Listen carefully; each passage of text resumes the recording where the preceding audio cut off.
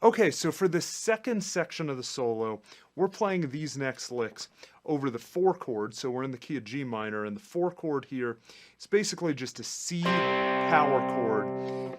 The major third is somewhat implied, it's definitely not a minor chord, and it's something that makes this track fun to play over and a bit unique, and then we go back to that G minor 7. We have 2 bars of each here. And so the licks that I'm playing here, it's divided into, I'd say, 2 phrases, and the second phrase has a few parts to it. But the first phrase is this. We're up in that second position of the G minor pentatonic, and we have... So we're up in the second position of the pentatonic for that, and the first 2, we have those bends at the 8th fret, and I'm really getting that rake, especially into the first one, and we're really just then coming down the pentatonic scale with 1 repeated note. We have...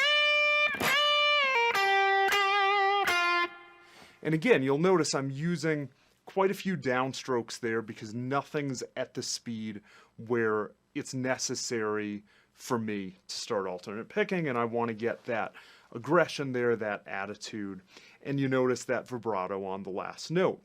And then the next phrase, we're basically playing right in response to this, and you'll notice throughout this whole solo and how I build a solo is over those first 4 measures, kept it pretty basic, had a couple phrases that set the tone, worked really well. Now I come back in with a pretty simple phrase to start off over the 4 chord, but now I'm going to start adding some more notes, building some energy, and basically using 2 elements, which are lessening the amount of space I have between lines, and then also increasing the amount of notes in order to build energy. So the next lick is this.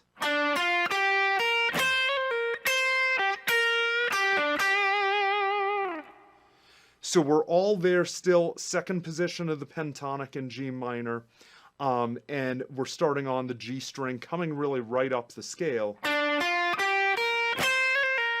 And that's a nice little slide turn that I do a lot, where at the 8th fret of the high E, I'm sliding up to the 9th, pulling it right back and going into a pull-off. So the start of that lick.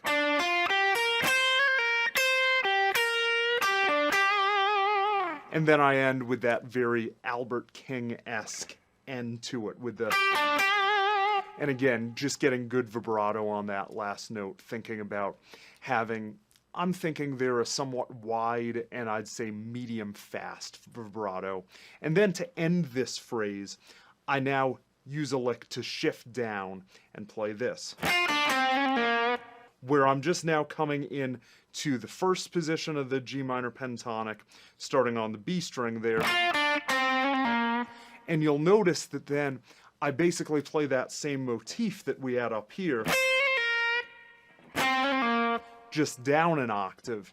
And it's elements like this where you have the same phrase in different octaves, or a similar rhythmic pattern, similar phrase that has, basically creates that thread through a solo where it's not just putting a bunch of licks that have no relation to each other together, but it's actually about finding things that go together and really create a cohesive solo.